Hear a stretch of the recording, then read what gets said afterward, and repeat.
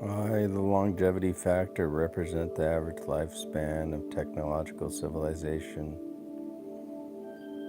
Most people feel they understand the world with far greater detail than they really do. Be the neurotransmitter in your world, diffuse ideas and human connections. An organ originally constructed for one purpose may be converted into one for a wholly different purpose. A civilization's intelligence is not merely its computational power, but the capacity to remain a civilization. I is the hidden exam, the average lifespan of technological agency before it collapses into ash, silence, and scattered artifacts. A culture that can build wonders but cannot persist has mistaken brilliance for wisdom. The threats that end civilization arrive in diversified form: climate, nuclear war, pandemics, asteroids, misaligned machines, and they share a single lesson. None is unavoidable in principle, but each is unavoidable in practice if planning is postponed until panic. Longevity is the art of preventing the improbable from becoming the eventual. Low annual risk is not safety, it is merely a slower fuse. Over centuries and millennia, probabilities aggregates into near certainty, and the unlikely become destiny through accumulation. The long view converts comfort into urgency without drama.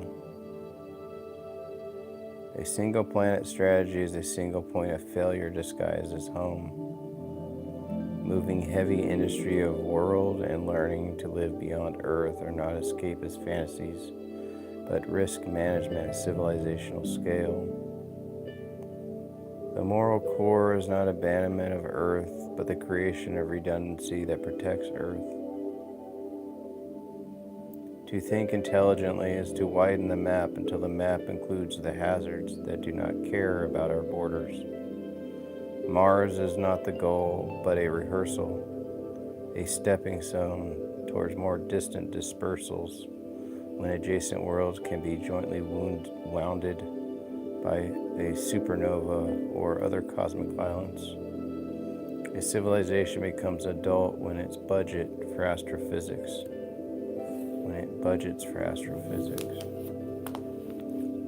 Physics contains not only laws that permit life, but possibilities that erase it.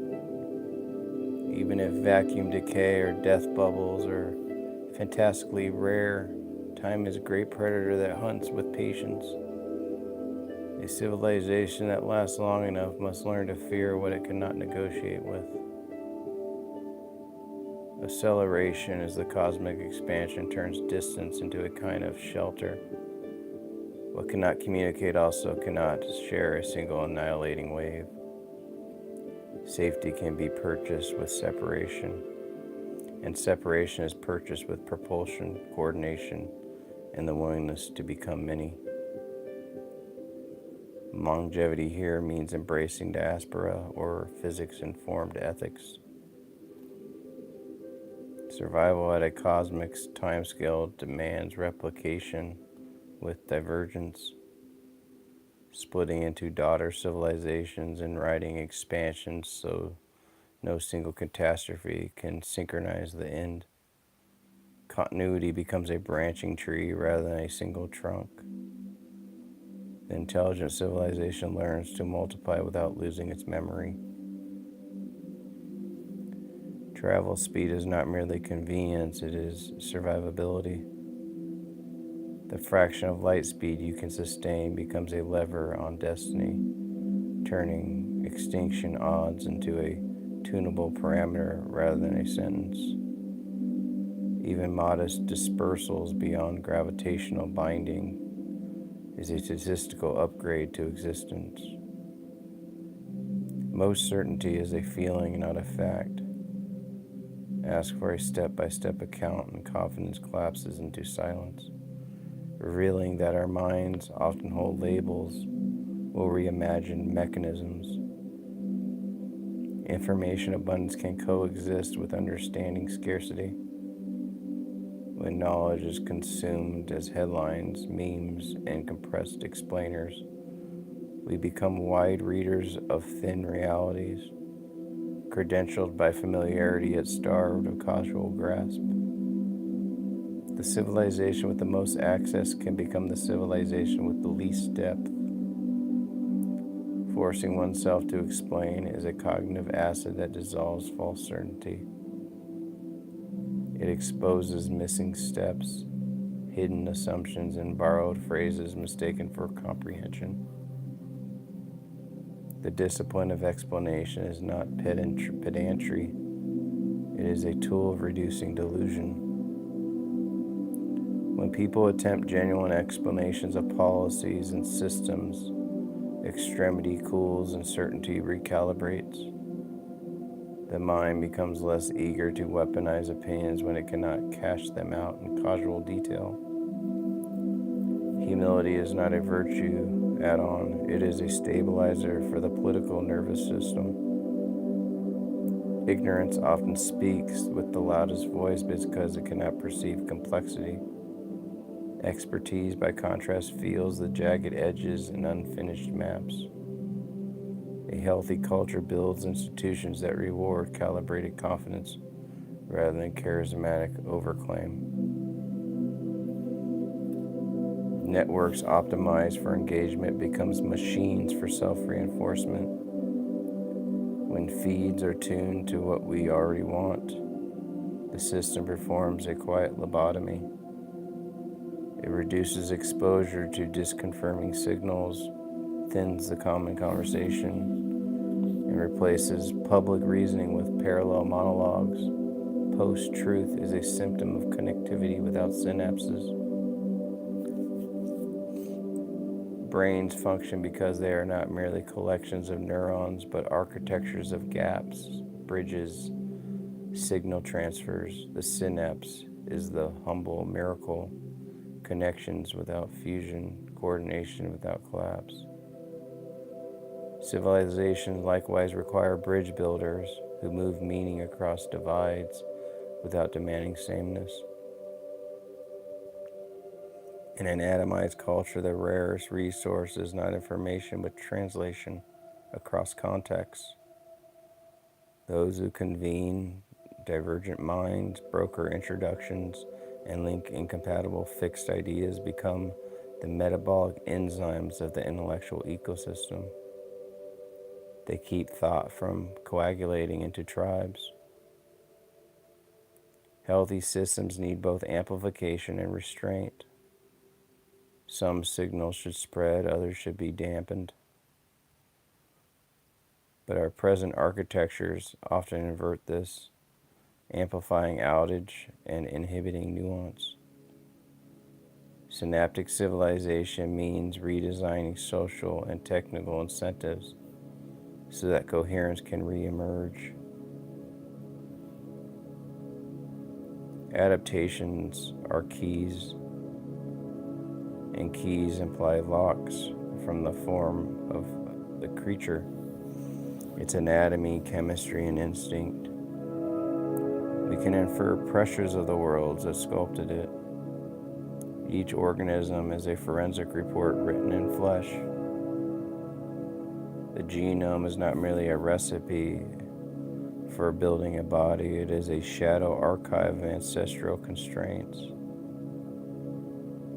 If read properly, it becomes a book of the dead, a negative description of environments that no longer exist, yet still govern living through inherited structure. History does not overwrite cleanly, it layers. A lineage can be water over land or water. A bewildering stratigraphy of prior worlds embedded in present capacities. What looks like a single organism is often a stacked anthology of extinct ecologies. The book remains unread because reading it demands new analytics. finding shared features across diverse taxa that converge on similar niches, then separating obvious morphologies from subtle genomic signatures. The genome invites a new kind of archaeology, one that digs in probability space rather than soil. Novelty often arrives not by inventing a new organ from nothing, but by repurposing existing complexity. The evolutionary trick is to take hardware built for one job and press it into another under new constraints. When environments change, formerly essential structures become prime real estate for new functions. The grill bars become jaws, the jawbones become ear bones, the architecture of filtering water becomes the machinery of speech. Evolution is the ultimate recycler. It thrives on surplus structure. A trait is adapted and then adapted again.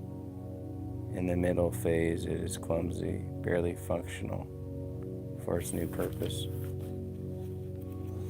until selection tunes it. Modern skills, reading, flying planes, advanced mathematics are largely retooling of older capacities rather than products of new biology. Our brains are exaptation engines, running cultural plugins on ancient firmware. The danger is to mistake this flexibility for unlimited plasticity. A civilization that overestimates its understanding will misprice it.